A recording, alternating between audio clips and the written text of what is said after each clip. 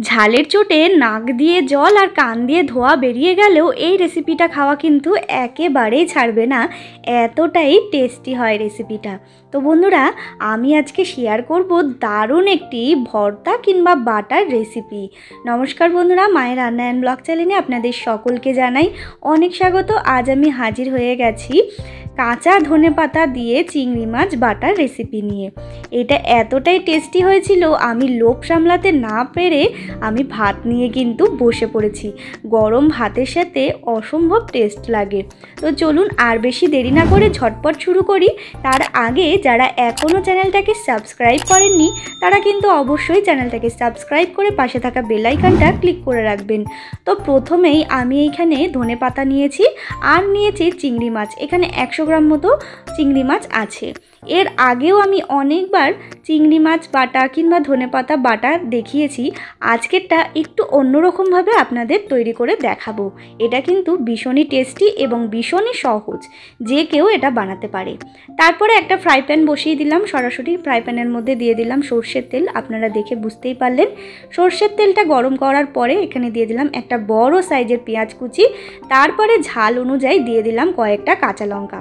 আপনারা যতটা পরিমাণ ঝাল খেতে পারবেন ততটা পরিমাণই কিন্তু কাঁচা লঙ্কা দিয়ে দেবেন। তারপরে কাঁচা লঙ্কা আর পেঁয়াজ কুচি ভালো করে কিন্তু ভেজে নিতে হবে। দেখে বুঝতেই পাচ্ছেন বেশ ভালো মতো ভাজা হয়ে গেছে। খুব বেশি পোড়া পোড়া করার একেবারেই দরকার নেই। ঠিক এই রকম ভাজাটা হবে, তখন কিন্তু এটা নামিয়ে ফেলতে হবে।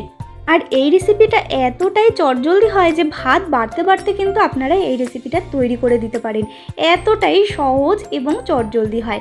তারপরে কাঁচা লঙ্কা আর কুচনো পেঁয়াজ আমি তেল ছেঁকে তুলে রাখলাম। তারপরে দিয়ে দিলাম আমি এখানে চিংড়ি মাছগুলো। চিংড়ি মাছগুলো কিন্তু আমি একটুখানি লবণ আর হলুদ মাখিয়ে রেখেছিলাম। এরপরে চিংড়ি মাছটা হালকা করে কিন্তু ভেজে নিতে হবে। আপনারা অনেকেই হয়তো ভাবতে পারেন যে চিংড়ি মাছ, পেঁয়াজ কুচি, কাঁচা লঙ্কা একসাথে কেন ভাজলাম না।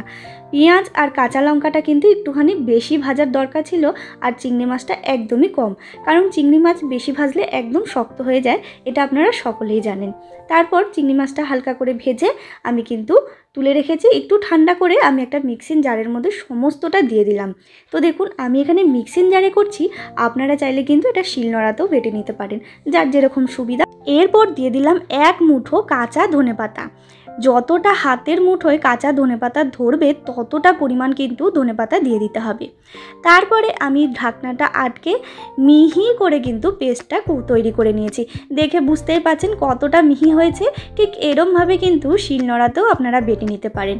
একেবারে ঝটপট একটি রেসিপি দেখালাম, একেবারে তৈরি হয়ে গেছে। এটা কিন্তু ভীষণ টেস্টি হয়েছিল আর খুবই লোভনীয় একটি রেসিপি। ভাত বাড়তে বাড়তে কিন্তু এই রেসিপিটা তৈরি করে নিতে পারেন। আমি লোভ সামলাতে না পেরে কিন্তু ভাত নিয়ে বসে পড়েছি, এতটাই টেস্টি হয়েছিল। তো বন্ধুরা, আমার এই রেসিপিটা কেমন লাগলো অবশ্যই কমেন্টে জানাতে কিন্তু একেবারে ভুলবেন না। আর ভালো লাগলে অবশ্যই একটা লাইক করবেন আর শেয়ার করবেন। বাড়িতে একবার হলেও এই রেসিপিটা একবার বানিয়ে দেখবেন, ভীষণই ভালো লাগে। খুবই চটজলদি একটি রেসিপি। তো বন্ধুরা, আজকের মতো এইটুকুনি। আমার চ্যানেলটা যারা এখনও সাবস্ক্রাইব করেননি তারা কিন্তু অবশ্যই চ্যানেলটাকে সাবস্ক্রাইব করে আমার পাশে থাকবেন নিত্য নতুন ভিডিও দেখার জন্য।